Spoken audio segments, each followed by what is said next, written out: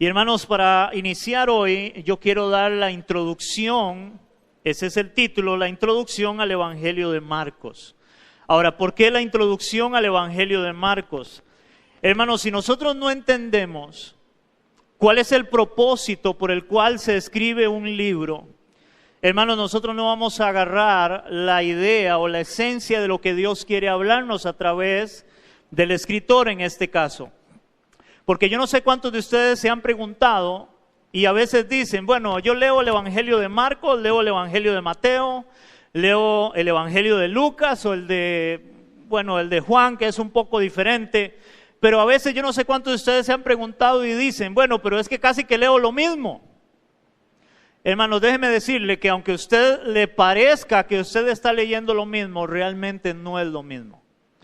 Cada uno de los evangelios fue escrito a una audiencia diferente y cada uno de los evangelios quería transmitir algo específico para que las personas de aquel tiempo, como en nuestro tiempo hasta el día de hoy, podamos reconocer a Cristo como nuestro Señor, como nuestro Salvador, el que fue a morir a una cruz para la salvación nuestra o la salvación del hombre.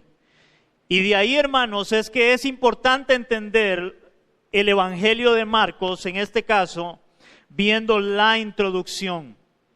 Para la introducción del Evangelio de Marcos, vamos a hacer algunas preguntas que son esenciales y nos van a ayudar para comprender este Evangelio en todo el estudio de Marcos. La primera pregunta que debemos de hacer es, ¿cuándo y dónde se escribió este Evangelio? ¿Cuándo y dónde se escribió el Evangelio? Dice que probablemente, oigan esto, probablemente dice que se escribió en Roma. Dice que cerca del tiempo, cuando se escribe, cerca del tiempo también de la muerte del apóstol Pedro. Aproximadamente entre el año 65 y el año 68 después de Cristo. Y es el evangelio más cercano también a la muerte de Cristo. O sea, imagínense, fue escrito en el año 65, 68 después de Cristo y Cristo muere más o menos al año 30, 33 después de Cristo. O sea que es el evangelio más cercano a la muerte del Señor Jesucristo. O sea, se cree que de los 4 evangelios, este es el evangelio más cerca o el que se escribió más rápido, el primer evangelio que se escribe después de la muerte de Cristo. Por otro lado, este evangelio pudo ser de gran estímulo o ayuda o fortaleza para los cristianos que sufrían durante la persecución bajo Nerón en el año 64 al 67 después de Cristo. O sea que muy probablemente cuando este evangelio empezó a circular entre las iglesias que ya existían, este evangelio, en esa gran persecución que hubo para este tiempo, este evangelio pudo traer mucha fe y mucha fortaleza al pueblo que estaba siendo perseguido en este caso. Entonces eso responde a cuándo y dónde se escribió este evangelio. Ahora la otra pregunta es, ¿quién escribió el evangelio? ¿Quién escribe este evangelio? Hermano, yo no sé si ustedes se han preguntado eso, ¿quién es el que escribe este evangelio? ¿Por qué? Porque este evangelio no lo escribió, por ejemplo, el apóstol Juan, que estuvo con Jesús, que caminó con Jesús. Marcos no estuvo con Jesús. Marcos no caminó con Jesús. Entonces es importante entender quién escribió el evangelio. Ok, dice que este evangelio no dice directamente quién lo escribió, pero los estudiosos concuerdan de que fue escrito por Juan Marcos. Es el que escribió el evangelio. Entonces ahí surge otra pregunta. Bueno, ¿y quién era Juan Marcos? Ahora es interesante porque el nombre real era Juan. Marcos era el sobrenombre. Él se conocía como Marcos. Ustedes han oído personas que a veces no se conocen por su nombre, pero sí se conocen por su apodo, por decirlo de esta forma, por su sobrenombre. Pues Juan Marcos, como se dice, realmente él se conocía no como Juan, sino como Marcos. Ese era el apodo con el cual la mayoría de las personas lo conocían. Se dice que era hijo, Juan Marcos, era hijo de una señora acomodada, o sea, era una señora adinerada, era una señora que tenía dinero, de Jerusalén, que se llamaba María. Dice, cuya casa fue punto de encuentro, o sea, esta mujer daba la casa, en este caso, para reuniones cuando la iglesia empezó a desarrollarse. Eso lo vemos en Hechos capítulo 12, versículo 12. En Hechos capítulo 12, versículo 12 dice la palabra. Dice así, y habiendo considerado esto, llegó a casa de María, la madre de Juan. Oigan, llegó a casa de María, la madre de Juan, el que tenía por sobrenombre Marcos, de ahí Juan Marcos, donde muchos estaban reunidos orando. O sea que la mamá de Marcos, en este caso, tenía una casa, probablemente una casa grande, una casa espaciosa, y ahí se reunían algunos hermanos de la iglesia cuando inició la iglesia a orar, y entonces de ahí viene a quién era Juan Marcos. Dice que también Marcos era sobrino o primo de Bernabé. Y digo sobrino o primo porque hay algunas traducciones que dicen que era sobrino y otras que era primo. Y es que aparentemente como que no hay una certeza si era primo o era sobrino, porque la palabra que usa original, muchos la interpretan a que era primo de Bernabé y otros que era sobrino de Bernabé. Y eso lo dice en Colosenses capítulo 4, versículo 10.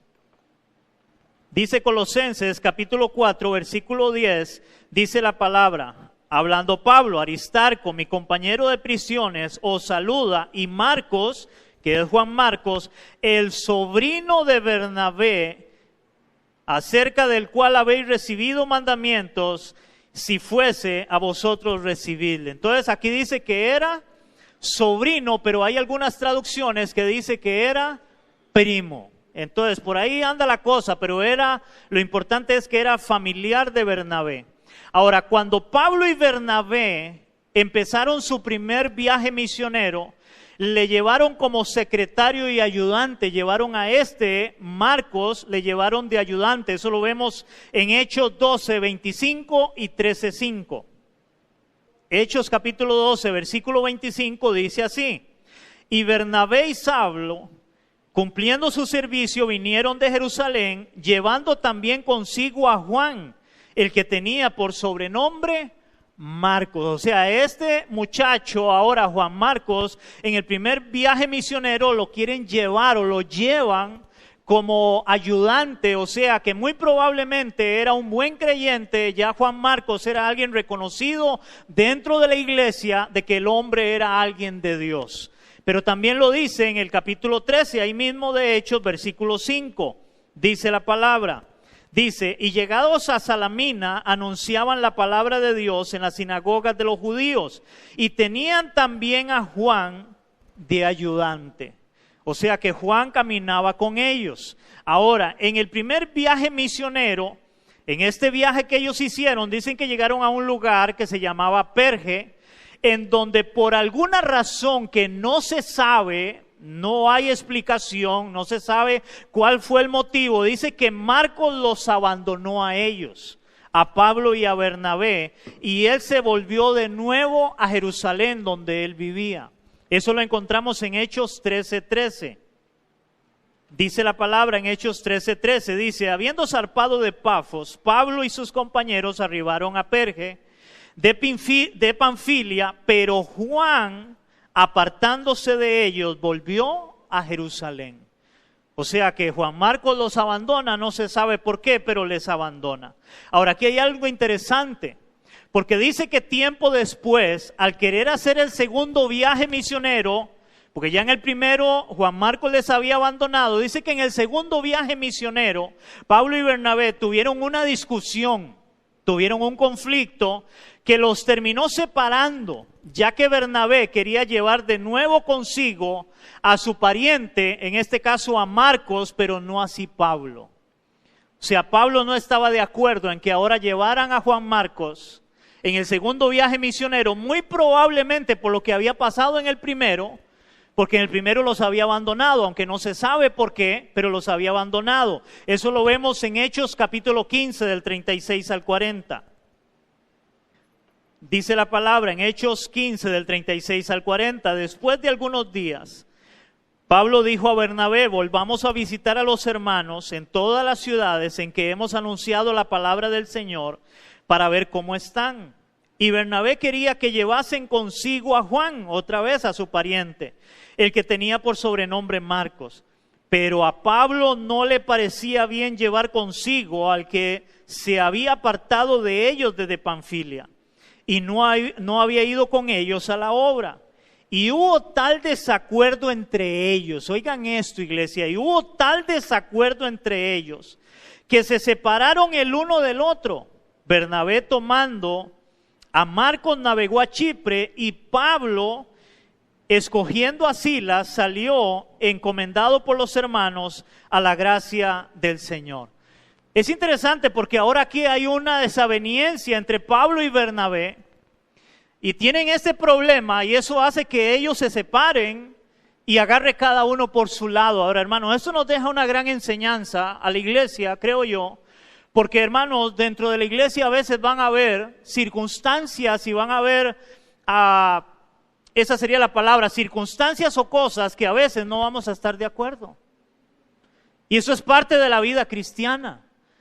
Hermanos, ¿por qué les digo esto? Porque yo lamentablemente he escuchado de iglesias que se dividen porque a veces hay un desacuerdo, aunque aquí ellos tomaron cada uno rumbos diferentes. Vamos a ver cómo aparentemente, de lo que vamos a ver ahora, ese desacuerdo no fue motivo para ellos separarse y dejar de tener una relación o una comunión entre ellos y verse como hermanos en Cristo y servirle al Señor, a pesar de la desaveniencia que tuvieron en ese momento. Ya que dice que tiempo después, a eso ya lo leí, al querer hacer el segundo viaje misionero, Pablo y Bernabé tuvieron esa discusión. Eso está en Hechos 15 del 36 al 40. Bueno, ya lo leí, ya me perdí. Ok, sin embargo, a pesar del desacuerdo, Pablo, antes de morir, escribe cartas desde la cárcel en Roma, que es toda la mayoría del Nuevo Testamento. Y Marcos está allí con él. O sea, Marcos ahora está con Pablo. El que él en un momento tuvo una desaveniencia con Bernabé por causa de Marcos, ahora la Biblia nos muestra que Marcos está a la par de Pablo en la cárcel. Ahí está Marcos. Y más bien ahora lo elogia y lo tira para arriba. Al que más bien en un momento estuvo en desacuerdo. Eso lo vemos en Colosenses 4:10, primeramente, que ya lo habíamos leído.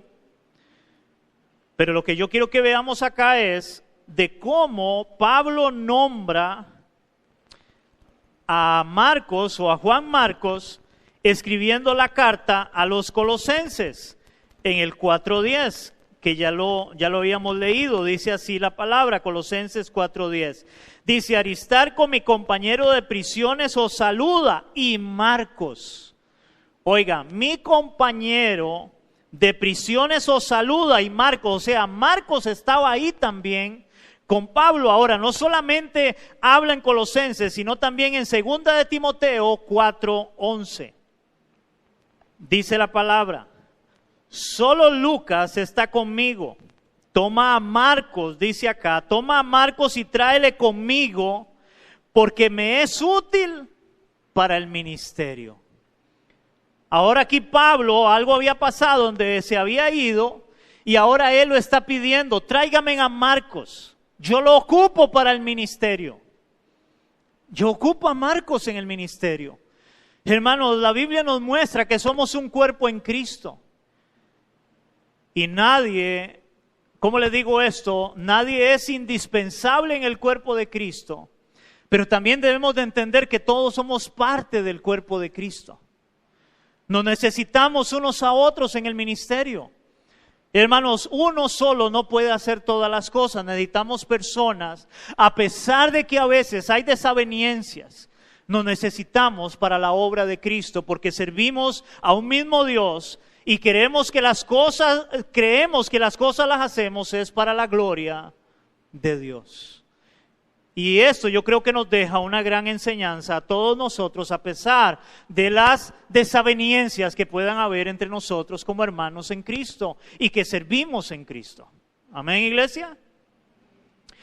Por otro lado, vemos como Pedro también, y esto es interesante, Pedro llamó a Marcos mi hijo. O sea, no solamente Pablo habló de este Juan Marcos, sino también aún el apóstol Pedro. Dice que Pedro le llamó mi hijo, lo cual puede indicar que fue Pedro quien trajo a Juan Marcos a la fe en Cristo. La tradición llama a Marcos el intérprete de Pedro. Oiga, la tradición dice que Marcos era el intérprete de Pedro. O sea, que muchas de las cosas que Pedro hablaba, este Marcos las escribía. Marcos estaba a la par de Pedro. No solamente sirvió, porque probablemente primeramente sirvió con Pedro y luego con Pablo. Porque Pedro es el primero que queda en Jerusalén. Y luego es cuando es tomado para que pueda servir con Pablo también. Entonces dice que muy probablemente es por eso se le llamaba el intérprete de Pedro. Esto nos dice que el Evangelio de Marcos es una recopilación de los materiales de la predicación de Pedro, el más grande de los apóstoles. O sea que todo lo que Juan Marcos escribió en este Evangelio, muy probablemente él lo captó, lo agarró ¿de quién? Del apóstol Pedro. Y él lo que hacía era escribir todo lo que Pedro hablaba de Jesús. Y entonces llega el momento de la historia donde Marcos hace este evangelio. Él escribe toda la obra en relación a Cristo para enviarla, que ahorita vamos a ver a quién.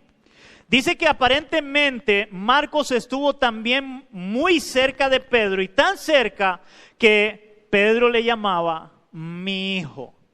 Eso lo vemos en 1 de Pedro 5:13.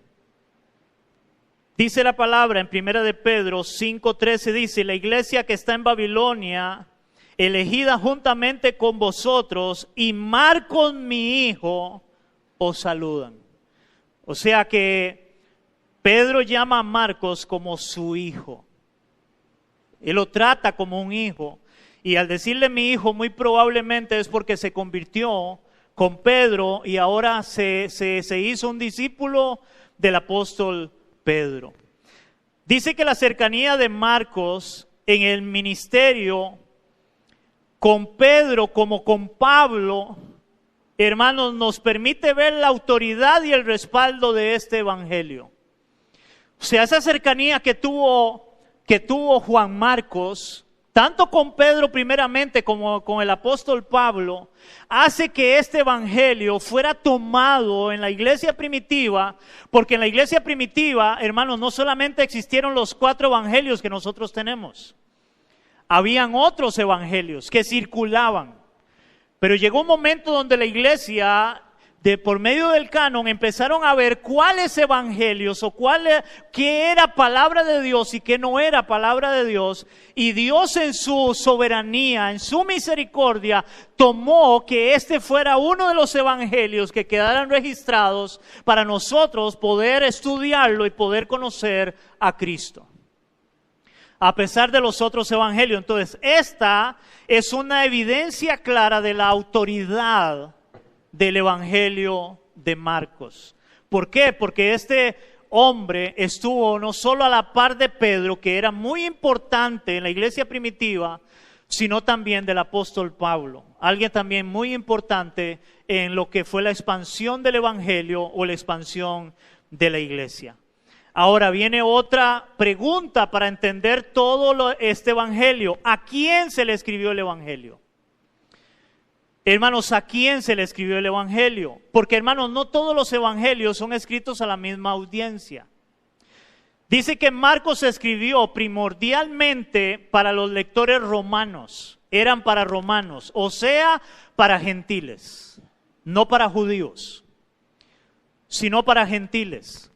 El hecho de que Marcos explica costumbres judías y traduce palabras arameas indica que tenía en mente lectores gentiles. O sea que cuando él escribe, él aclara algunas cosas que no eran muy normales. Hermanos, así como cuando uno sale del país, a veces hay personas que utilizan palabras y uno no las entiende. Entonces tienen que traducirle, bueno, esta palabra significa esto. Ok, eso es lo que estaba haciendo Marcos a la hora de escribir este evangelio y algunas palabras que él da el significado para la audiencia a la cual él está escribiendo. Porque, por ejemplo, este evangelio de Marcos es escrito para gentiles. El evangelio de Mateo es escrito para judíos. El evangelio de Lucas es escrito para un gentil, en este caso, que es para Teófilo, pero es un evangelio general y más preciso de toda la vida de Jesús, que no es tan preciso ni Mateo ni Marcos. Cada uno de los evangelios son diferentes. Y el evangelio de Juan, que completamente el significado es otro, porque muestra a Jesús realmente como Dios. El evangelio de Juan. Ahora vea cómo Marcos utiliza algunas palabras donde él traduce esas palabras. Vamos a ver Marcos 7:2. Vamos a ver Marcos 7:2 y 7:11 para dar alguna referencia. Dice la palabra en el 7:2, los cuales, viendo algunos de los discípulos de Jesús, comer pan con las manos inmundas, y él explica qué significa eso. Esto es, no lavadas, los condenaban. O sea, tener las manos inmundas era porque según la tradición judía era no lavarse las manos antes de comer y no lavar los vasos, los platos. Eran tradiciones judías, no tradiciones de los romanos o de los gentiles, por lo cual Marcos aclara qué significa manos inmundas. Versículo 11 del capítulo 7 también. Dice la palabra en el verso 11. Dice, pero vosotros decís, basta que diga un hombre al padre o a la madre, es corbán. O sea, esa palabra es corbán, una palabra aramea que era una palabra para ellos, bien conocida, para los judíos, no para los romanos. Dice que quiere decir mi ofrenda a Dios, todo aquello con que pudiera ayudarte. Entonces la palabra corbán significa mi ofrenda a Dios. Entonces, él da la explicación de qué es esta palabra en este caso. Ahora, hermanos, hasta aquí hemos visto cuándo y dónde se escribió, quién lo escribió y a quién se le escribió el evangelio. Hermanos, ahora la pregunta es, ¿cuál es el propósito del evangelio? Hermanos, y es aquí donde yo quiero detenerme un poco más en ver cuál es el propósito del evangelio. Si nosotros no entendemos el propósito del evangelio, es más, le digo eso, si tú y yo no entendemos el propósito de este evangelio, no vamos a entender el propósito de ninguno de los otros evangelios. ¿Por qué? Porque el evangelio, hermanos, tiene un propósito. No solamente fue escribir por escribir de la vida de Jesús, de los milagros de Jesús. Hermanos, hay un propósito por el cual Marcos empieza o escribe este evangelio. Y ese propósito debe ser bien claro para usted y para mí y para la iglesia hoy en día. Porque yo creo que hoy la iglesia, hermanos, al leer los evangelios y al ver la vida de Cristo, a veces han perdido de vista realmente el propósito. Y eso es lo que vamos a ver ahora. Dice que el propósito y el énfasis principal está en mostrar a Jesucristo como el Hijo de Dios y el siervo de Dios. De este evangelio de Marcos. El propósito principal era mostrar que Jesús es el Hijo de Dios y que Él vino como siervo a servir. Y eso lo encontramos primeramente en el inicio del evangelio. Vea Marcos capítulo 1, versículo 1. Dice la palabra en Marcos 1:1, dice así: principio del evangelio de Jesucristo, Hijo de Dios. Hijo de Dios. Él es el Hijo de Dios. Él no era cualquier persona, no, él es el Hijo de Dios. Y eso debe ser bien claro. Y por otro lado, no solamente el Hijo de Dios, sino que vino como siervo, siendo el Hijo de Dios. Y eso lo dice Marcos 10, 44 al 45. Dice, y el que de vosotros quiera ser el primero, será el siervo de todos. El que de ustedes quiera ser el primero, quiera ser el más grande, tiene que ser el siervo de todos.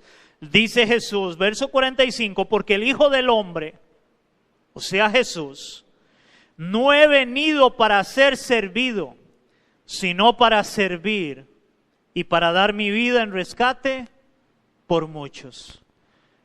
Hermanos, el propósito de Cristo era, soy el servidor, vine para servir. No solamente era el Hijo de Dios, sino que Él vino a servir.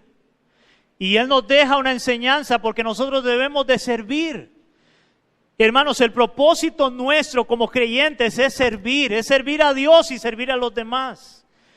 Por ahí hay un dicho que dice que el que no sirve, el que no para servir, el que no nace para servir, no sirve para nacer. Por ahí va el refrán.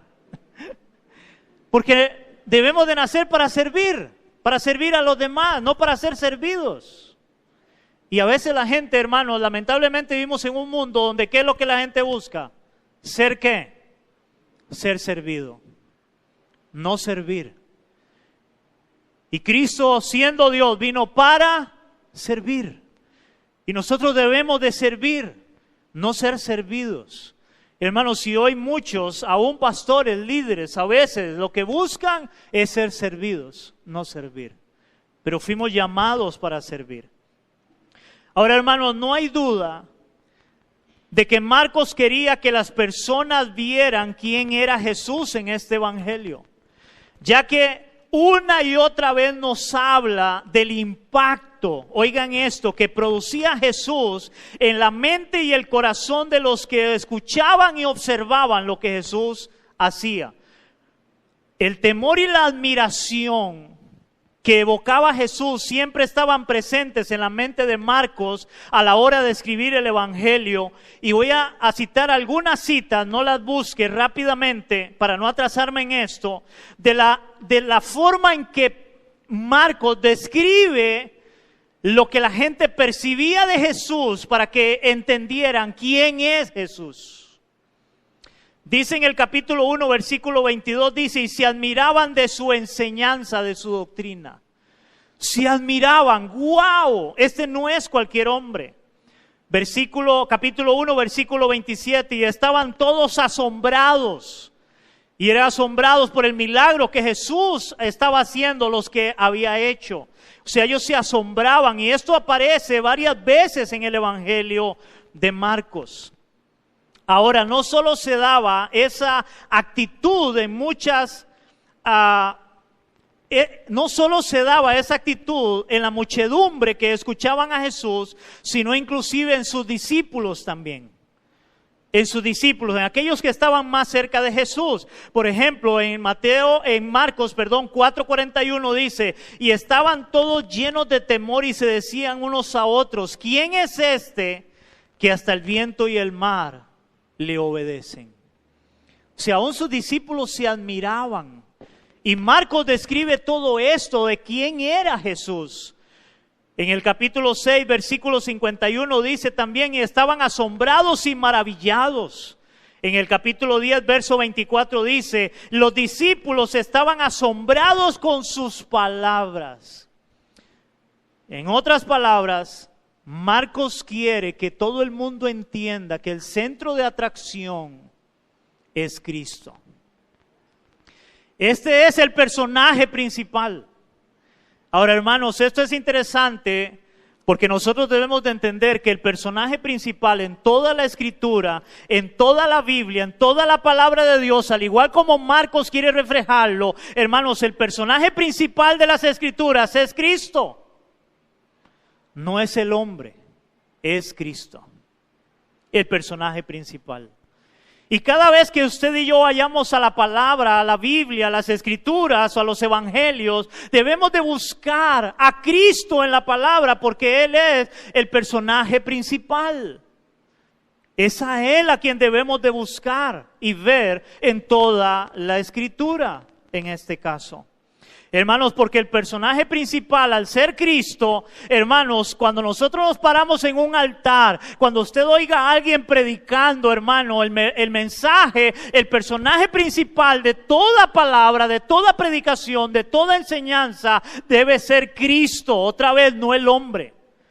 Cuando usted oiga personas predicar y usted los escuche diciendo, es que yo, ese yo, es que yo fui, yo hice, yo tengo, yo hago. Hermano, mejor váyase de ese lugar. Porque el personaje principal de las Escrituras es Cristo. Y si hay alguien que tú y yo debemos de conocer para acercarnos a Él y vivir de acuerdo a su voluntad y a su palabra, es Cristo. Debemos de predicar a Cristo y mostrar a Cristo. Ese es el personaje principal de la palabra de Dios. Ahora, hermanos, esto nos muestra que el énfasis de Marcos en el Evangelio, óigame en esto, no son los milagros. Óigame esto, iglesia. El Evangelio de Marcos, hermanos, el énfasis no son los milagros, sino que las personas puedan ver y creer en Cristo como Dios y Salvador. Así como también es el énfasis en todos los evangelios, como lo dice claramente Juan en su evangelio, en San Juan capítulo 20, del 30 al 31.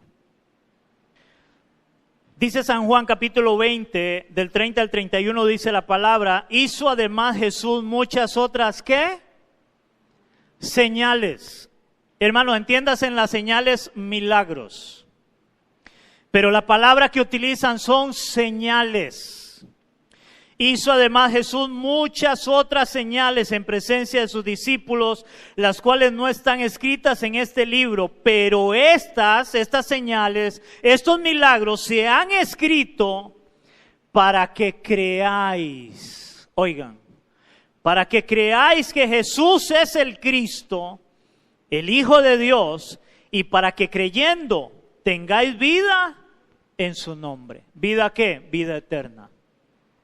Hermanos, el énfasis de ninguno de los evangelios eran exactamente los milagros. Porque los milagros se escribieron, pero los milagros eran señales. Ahora, ¿qué significan señales, hermanos? Una señal apunta a algo. Una señal da dirección a algo. O sea, las señales de Jesús mostraban quién era Él. ¿Para qué? Para que el hombre se arrepintiera de su pecado y viera a Jesús como Señor y Salvador de su vida. Para eso son las señales. Las señales anuncian o proclaman algo, apuntan a algo. Hermanos, cuando nosotros vemos, por ejemplo, en el Antiguo Testamento, ¿ustedes se acuerdan de todo lo que Dios hizo en el pueblo de Egipto para sacar al pueblo de Israel? ¿Ustedes vieron todos los milagros que el Señor hizo extraordinarios para sacar al pueblo de Israel de Egipto? Todo eso eran, ¿qué? Señales para mostrarse que Él era el Dios verdadero y único. Y ahora viene Cristo, que es Dios, y viene haciendo cosas que nunca nadie había hecho. Milagros extraordinarios, la forma de hablar, todo eso apuntaba quién era Él, quién era Cristo. Hermanos, lamentablemente, hay muchas personas que leen los evangelios solo para ver los milagros que Cristo hizo, sin tomar en cuenta que el propósito de los milagros es para mostrar que Jesús es el Hijo de Dios y puedan creer en Él para su salvación, ya que los milagros eran señales o evidencias de quién era Jesús, como lo dice también la palabra en San Juan 2, 11 y 23.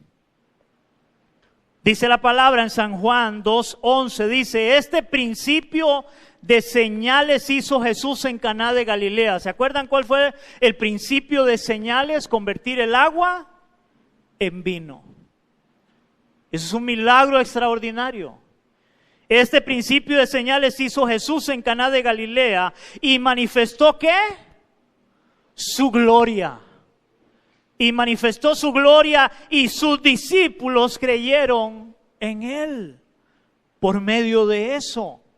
Ahora, versículo 23 de ese mismo capítulo 2 dice, estando en Jerusalén en la fiesta de la Pascua, muchos creyeron en su nombre, creyeron en Cristo, viendo ¿qué? Las señales que hacía. Hermanos, los milagros eran señales.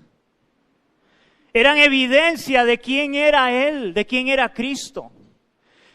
Hermanos, ¿por qué esto es importante? Porque muchos hoy cuando van a los evangelios y leen los evangelios, solo ven milagros y quieren milagros. Pero el punto era que los milagros están registrados para apuntar a Cristo, a quién era Él. Él es el Hijo de Dios, Él es el Salvador del mundo. Solo en Cristo hay salvación, iglesia. Solo en Él hay salvación, por lo cual, mi amado, óigame esto, tenga mucho cuidado. Ya que no podemos tomar los milagros de Cristo para pensar que a mí me va a pasar lo mismo. Porque muchos toman eso de esa forma, pero sin dejar de lado. No podemos dejar de lado que nuestro Dios es un Dios de milagros y que para Él no hay nada imposible. Eso es claro. Pero hermanos, no podemos ir a los evangelios para ver cómo Jesús hizo un milagro para que eso me suceda a mí. Porque hoy muchos esa es la expectativa que tienen. Tenga mucho cuidado porque hay mucha gente que quiere hacer lo que la Biblia muestra de algunas personas que recibieron un milagro, pero adivine qué, no la reciben. Por ejemplo, toman la fe de aquella mujer de flujo de sangre que fue y tocó el borde de Jesús para ser sana. Y le enseñan a muchos eso y le dicen, si usted tiene la fe de esa mujer, va a recibir una sanidad, va a recibir un milagro. Hermanos, hay personas que van a ir con mucha fe a orar y a clamar por un milagro y no lo van a recibir. Porque al final es la voluntad de Dios, no porque le sucedió a esa mujer, te va a suceder a ti o a mí. No sé cuántos me están comprendiendo. Hermanos, esto es importante entenderlo. Recuerde, iglesia, que lo que nosotros estamos leyendo es narrativo. El evangelio es narrativo, o sea, de algo que ya sucedió, que Cristo hizo para que las personas, óiganme en esto, tanto de aquel tiempo como también en nuestro tiempo, podamos creer en Él como el Hijo de Dios que vino para la salvación del hombre pecador. O sea, lo que está aquí registrado es para que tú y yo tengamos fe en Cristo, pero no fe en Cristo solo para que Él me haga un milagro de sanidad, aunque Él lo pueda hacer. Sino que yo debo de acercarme al entender el evangelio, los evangelios, para acercarme a Cristo, entendiendo que sin Él no hay salvación. Él es el Hijo de Dios, Él es el Salvador del mundo. Solo en Él hay salvación. Si tú no te has vuelto a Cristo, tú necesitas volverte a Cristo porque solo Él te puede salvar de tu pecado y de la condenación eterna. Solo Jesús lo puede hacer. No lo puede hacer ninguna religión, no lo puede hacer ningún pastor, ningún sacerdote, ni el Papa que acaban de nombrar uno. Solo en Cristo hay salvación. Él es el Hijo de Dios. Y eso es lo que Marcos quiere mostrar en el Evangelio. Ese es el propósito de él. Mostrar a Cristo. Y todos los milagros apuntaban a quién era él. Eso es lo que él quería que la audiencia entendiera. Por último, hermano, el Evangelio de Marcos es el más, eso es interesante porque es el más corto de todos los evangelios. Es el más corto, pero es el que muestra más milagros. Pero todos ellos, todos esos milagros, para mostrar quién era Jesús. Recuerda, los milagros son señales. Son señales. Porque vea lo que dice la palabra en Mateo capítulo 11 del 20 al 24. Porque hay iglesias, hermanos, que quieren hacer, o el énfasis de las iglesias son los milagros. Hermano, déjeme decirte esto con todo mi corazón y con todo amor, hermano. Creemos que Jesús puede hacerte un milagro. Jesús puede hacer lo que Él quiera, pero el milagro más grande que tú puedes recibir es ser salvo. Es el perdón de tus pecados, no la sanidad física. ¿Por qué? Porque la sanidad física va a pasar y tú vas a morir mañana o pasado mañana, aunque Dios te sane hoy. Tú necesitas a Jesús, no para que Él te haga un milagro de sanidad física. Tú necesitas a Jesús para que Él te haga el milagro de la salvación que tú necesitas y yo necesito. Eso es lo que tú y yo necesitamos. Yo quiero leerte este pasaje, hermanos, de Mateo 11, del 20 al 24. Yo quiero leérselo en Nueva Traducción Viviente. Para aquellos que el énfasis son los milagros, hermanos, porque los milagros no son evidencia de nada. En aquel tiempo apuntaban a Cristo, pero hoy la centralidad es Cristo, es su palabra, no son los milagros, iglesia. Hoy muchos quieren en las iglesias solo ver milagros, recibir milagros. Ahora vea lo que pasa en relación a los milagros. Dice la palabra: luego Jesús comenzó a denunciar a las ciudades en las que Él había hecho tantos milagros, porque no se habían arrepentido de sus pecados, ni se habían vuelto a Dios. ¿Qué aflicción les espera? Corazín y Betsaida, oigan, ¿qué aflicción les espera? Corazín y Betsaida, lugares donde Él hizo milagros. Pues si en las perversas ciudades de Tiro y de Sidón se hubieran hecho los milagros que hice entre ustedes, hace tiempo sus habitantes se habrían arrepentido de sus pecados, vistiéndose con ropas de tela áspera y echándose ceniza sobre las cabezas en señal de remordimiento. Les digo que el día del juicio a Tiro y Sidón les irá mejor que a ustedes. Y ustedes, los de Capernaum, ¿serán honrados? Es una pregunta. ¿Serán honrados en el cielo? Respuesta: no. Descenderán al lugar de los muertos, al Seol, pues si hubieran hecho en la perversa ciudad de Sodoma los milagros que hice entre ustedes, la ciudad estaría aquí hasta el día de hoy. Les digo que el día del juicio a Sodoma le irá mejor que a ustedes. Wow. Hermanos, ¿ustedes entienden lo que Jesús está diciendo ahí? Yo hice milagros entre ustedes extraordinarios y no se arrepintieron. No creyeron en mí. Y por eso les va a ir mal en el día del juicio. Porque hoy el énfasis, hermanos, son los milagros. Pero el énfasis no debe ser los milagros, debe ser Cristo como Señor y Salvador para el perdón de tus pecados y de mis pecados, para que tú y yo nos arrepintamos de nuestro pecado. Porque hoy cuántas personas reciben un milagro, iglesia, en una iglesia y no se han arrepentido y siguen en la vida loca, pecando sin Dios. Porque hoy el énfasis en las iglesias es: ven para que recibas tu milagro. Y esos milagros más bien van a ser ¿de qué? De juicio. Esto es serio. Porque hoy muchos solo buscan eso. Milagros.